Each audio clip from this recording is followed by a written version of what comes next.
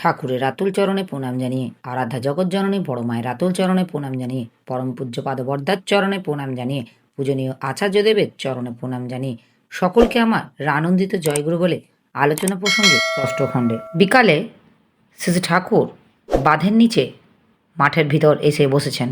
কেষ্ট ভট্টাচার্য, সুবোধ সেন, পঞ্চানন সরকার, ধৈর্যটি নিয়োগী, রবি বন্দ্যোপাধ্যায়, ব্রজেন চট্টোপাধ্যায়, কিশোরী চৌধুরী প্রভৃতি কাছে আছেন। কিশোরীদার শরীরটা দুর্বল, তাই শ্রী ঠাকুর ভাবিত আছেন। বলছেন, রোজ মধুপর্ক, দধি, মধু, ঘৃত, জল ও শ্বেতচন্দন, জল কম, মধু একটু বেশি, বা পঞ্চামৃত, দধি, দুগ্ধ, ঘৃত, মধু, চিনি প্রত্যেকটি 1 চামচ করে খেলে হয়। আর থিসিন ও ক্যালসিয়াম ইঞ্জেকশন নিয়ে দেখলে হয়। প্যারির সঙ্গে আলাপ করবেন। কেষ্টদার সঙ্গে কথা প্রসঙ্গে বললেন, আমি যখন যে কথা বলি সেটা যদি তখনই আপনারা করে নেন, তবে বুঝতে হবে আপনার আত্মসমর্পণ ঠিক হয়েছে। আপনার করে নিলে তা করবার আটঘাট ফন্দি ফিকির মাথায় আসতে দেরি হবে না। সেই মতো করতে শুরু করলে দেখবেন কঠিন কিছুই না। আত্মসমর্পণ হলে যা বলি তা তো করবেনই, আবার না বললেও বুঝে বুঝে করার প্রবৃত্তি হবে। না বলিতে কাজ বুঝিয়া করিবে, সেই সে সেবক নাম। আত্মসমর্পণ বলতে অনেকেই বোঝে, আমি কিছু না, দয়াল তুমি সবই, আমার কোনো শক্তি নেই, করার সাধ্য কিছু নেই, এমনতর ভাব। এটা আত্মসমর্পণ নয়, ওটা হলো আত্মসমর্পণের ভণ্ডামি, যা বিধ্বস্তির দিকে নিক্ষেপ করে। কাউকে ভালোবাসলে স্বভাবতই তো তার জন্য করার বুদ্ধি হয়। গুরুকে ভালোবাসলে কি ওই প্রবণতা উবে যাবে? শ্রেয়ের জন্য করার প্রবণতা যার প্রধান, সেই কাম দাগিছে। একটু সময় চুপচাপ কাটলো। তারপর কেষ্টদা জিজ্ঞাসা করলেন, অর্জুন শ্রীকৃষ্ণকে জ্ঞাতিবোধ সম্পর্কে অনেক প্রশ্ন করেছিলেন, তার উত্তর শ্রীকৃষ্ণ ওইভাবেই দিলেন কেন?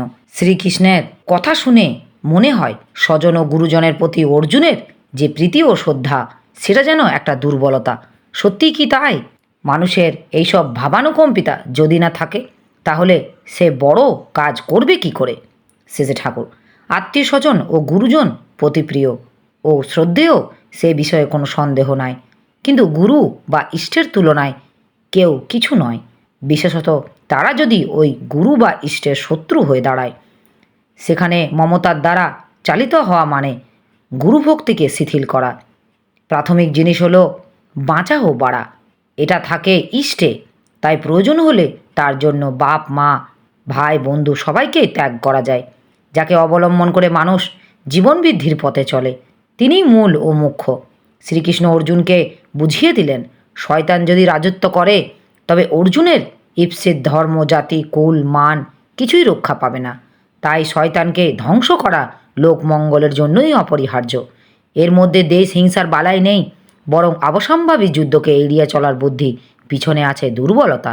কেষ্টদা, যুদ্ধ না করলে তো অত লোক ক্ষয় হতো না। সেজে ঠাকুর, সব লোকই ক্ষয় হয়ে যেত, যে কটা ছিল তাও থাকতো না। কেষ্ট ঠাকুরের একটা বুদ্ধি ছিল, সমাজে সৎ ও শিষ্টদের প্রভাব বাড়ানো, যাতে সবারই উপকার হয়। যেমন শুনি মনে হয় স্বৈরাচারী কদর্যতা ছিল দুর্যোধন। দুঃশাসনের বৈশিষ্ট্য কুরুক্ষেত্রের যুদ্ধের পর কদর্য স্বৈরাচার আর ছিল না। কেষ্ট ঠাকুর তো কতভাবে চেষ্টা করেছিলেন যাতে যুদ্ধ না করে চলে, কিন্তু তা তিনি পারলেন কই? আমার এই আলোচনা প্রসঙ্গে কিছু ভুল ত্রুটি হয়ে থাকলে আপনারা আমায় ক্ষমা করবেন। উপস্থিত দাদা, ভাই, বোন, মায়েদের আমার আনন্দিত জয় গুরু।